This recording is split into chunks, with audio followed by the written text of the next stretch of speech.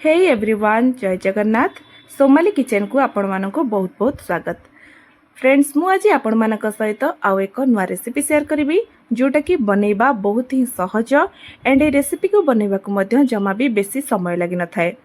जदि आपण घरे बड़का भात रही जाइछि आई मीन अरुआ भात रही जाइछि ताहले आपण ए रेसिपी को ट्राई करंतु बहुत ही भल रिजल्ट पाइबे। तो चलंतु बनैबा आज recipe butter garlic corn rice. ए रेसिपी को बनवाई मु प्रथम एटी गोटे मक्का को एमती छड़ेकी ताकू सिझेया को नेछि। सिझेवा समय रे मक्का रे मु हाफ चामच लूण को दे दोजे। या परे मु गोटे पियाज कंचा लंका छोट खंडे गाजर अधा चामच अदा रसुण पेस्ट आउ 2 बुदा रसुण को एमती छोट छोट करी काटिकी नेछि। या परे गोटे कढ़ई रे टिके बटर को नेछि। गोटे क्यूब रो बटर मु एठी नेछि। बटरटा गरम हे जिबा परे सेथरे हमें गोटा जीरा को दे देबा। गोटा जीरा टिके नाकू भाजी आसवा परे सेथरे हमें काटिकी रखिथिबा गार्लिक माने रसुण को आम एथरे पकई देबा। जेहेतु एटार ना हेची बटर गार्लिक राइस तो एटी गार्लिक रो माने रसुण रो परिमाणटा बहुत ही अधिक परिमाण रे यूज हुए।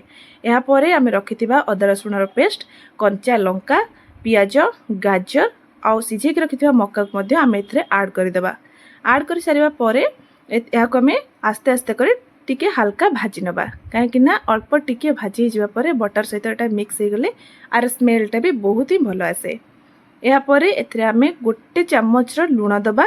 गोटे चामच भी कम लूण मुइट नेछि। आपण जेतिकी नेथिबे तार परिमाण अनुसार बा स्वाद अनुसार लूण को यूज करिवे।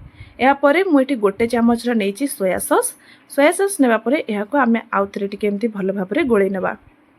जेहेतु मक्का रही आ गाजर भी रही या को हल्का टिके सिझिबा पई मु एठी 2 चामच रु 3 चामच पानी नहीं। पानी अल्प दे सारिबा परे या को हमें ढांकुणी दे घोड़े देबा कहीं ना बहुत कम समय लगे एटा बनया पई। तापर एथिरे हमें हल्का धनिया पाउडर दे देबा।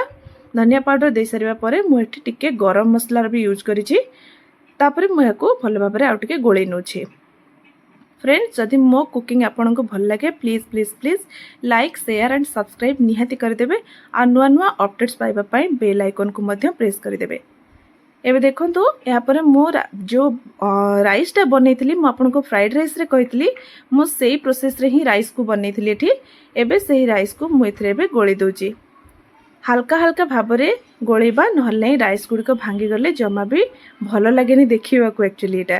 तेणु करी एबे मु सेथिरे टिके चटपटा नेस पाई मु एथरे गोटे चामच विनेगर को देकी एमती पुणी आउथरे ताको भल भाबरे मिक्स कर देजे। एबे लास्ट रे फास्ट रे मु गोटे चामच बटर नेथिली।